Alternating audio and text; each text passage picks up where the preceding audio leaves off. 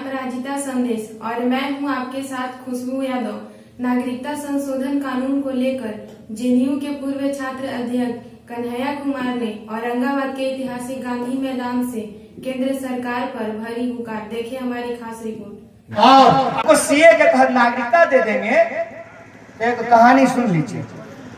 गणेश जी के माथा पर, कंधा पर अपना मूड़ी नहीं लगा हुआ है, हाथी का मूड़ी है, तभी उनको लंबोदर कहा जाता है। लंब जोर उधर बराबर लंबोदर। सूंड लगा हुआ गणेश जी का मूड़ी देखते हैं। तो गणेश जी का मूड़ी जो है वो हाथी का क्यों है? क्योंकि शिव जी मूड़ी काट दिए थे गणेश जी का, तो फिर पार्वती जी गुस्सा गई, तो फिर हाथी का मूड़ी ला करके जोड़ दिए। तो नागरिकता सीए के तहत लेने के लिए आज जो नागरिक है ना, पहले वो नागरिकता छोड़नी पड़ेगी। हाथी का गर्दन लगाने के लिए पहले अपना गर्दन कटवाना पड़ेगा। और गर्दन जब कटेगी ना, नागरिकता जब जाएगी तो सिर्फ नागरिकता नहीं जाएगी, कान में कड़वा तेल डाल करके सुन लीजिए औरंगाबाद के लोग, मेरा नाम कन्हैया है। खाली नागरिकता नहीं जाएगी, नागरिकता के साथ साथ जो पुश्तैनी जमीन है, जिसका हम बोले कि सरकार के पास रिकॉर्ड नहीं है, वो बाप दादा का जमीन भी जाएगा, संपत्ति भी जाएगी, वोट देने का अधिकार भी जाएगा, बैंक का खाता भी सील होगा और नौकरी भी जाएगी। ये जो भ्रम में है कि नहीं हमको क्या दिक्कत है, सबको परेशानी उठानी पड़ेगी। इसीलिए हमको ये समझना पड़ेगा कि ये पूरा का पूरा एक्सरसाइज, ये पूरा का पूरा कसरत इस देश में घुसपैठियों की पहचान के लिए नहीं की जा रही है, बल्कि इस देश के जो नागरिक हैं उनकी नागरिकता का इम्तिहान लिया जा रहा है, इम्तिहान।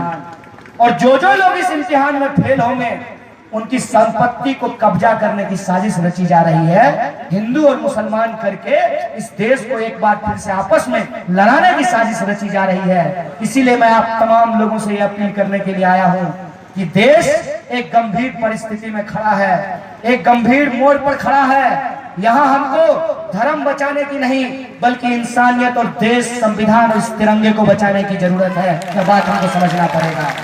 जैसे अंग्रेजों ने फूट डाल और राज करो की नीति के तहत इस देश के ऊपर 200 साल तक गुलामी किया था, आज उसी तरीके को अपनाते हुए, जैसे अंग्रेज हिंदुओं के मंदिरों में गाय का मांस फिरवाते थे, मुसलमान के मस्जिदों में सुअर का मांस फिरवाते थे और हिंदू मुसलमान को आपस में लड़ा करके राज करते थे।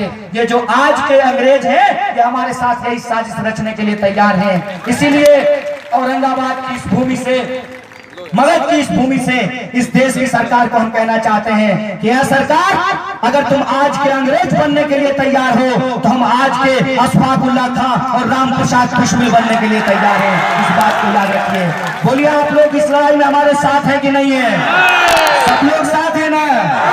तो ये लड़ाई किसी को नेता बनाने की लड़ाई नहीं है, बल्कि देश बचाने की लड़ाई है। आप तमाम लोग हमारे साथ हैं तो आप 27 फरवरी को पटना के गांधी मैदान में आइए। आएंगे कि नहीं आएंगे? सब लोग आएंगे ना? जनता झूठ नहीं बोलती है। मैं भी नेता की तरह नहीं, आपके बेटा की तरह ये वादा करता हूँ कि ये सरकार कहती है कि 1 इंच पीछे नहीं हटेंगे। 1 इंच तो क्या, पूरी जमीन इनको छोड़ करके जाना पड़ेगा। अपने अधिकार को हम बचाएंगे, अपने हक को हम बचाएंगे, अपने संविधान को हम बचाएंगे। और ये जो कहते हैं कि हम एनपीआर लागू करेंगे, तो इनको हम कह देना चाहते हैं कि एनपीआर बिहार की धरती पे नहीं चलेगा, बिहार में नहीं चलेगा एनपीआर। हमें चाहिए रोजगार। इस नारे के साथ आप हैं कि नहीं है? तो एनपीआर को रोकेंगे ना? तो एनपीआर को रोकने के लिए हम पटना के गांधी मैदान में जमा होंगे और बिहार की सरकार से अपील करेंगे कि यह सरकार, आप एनपीआर के खिलाफ रेजोल्यूशन पास कीजिए। अगर आप पास नहीं करेंगे तो हम गोडसे को नहीं, गांधी को मानने वाले लोग हैं, हम इसके खिलाफ सभी ने अवज्ञा करेंगे, जैसे गांधी ने नमक कानून के खिलाफ किया था। और एनपीआर को हम नहीं मानेंगे, नहीं मानेंगे, नहीं मानेंगे। इसी आशा और विश्वास के साथ हम मिलकर के लड़ेंगे और इस लड़ाई को जीतेंगे। शुक्रिया।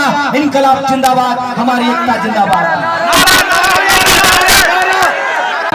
सीढ़ी पर माथा टेकते हैं, अवंतर में जाते हैं तो संविधान के आत्मा को मारते हैं। वो उससे कम खतरनाक नहीं है। एक तरफ खबर अच्छी लगे तो हमारे चैनल को सब्सक्राइब करें और बेल आइकन को दबाना ना भूलें। धन्यवाद।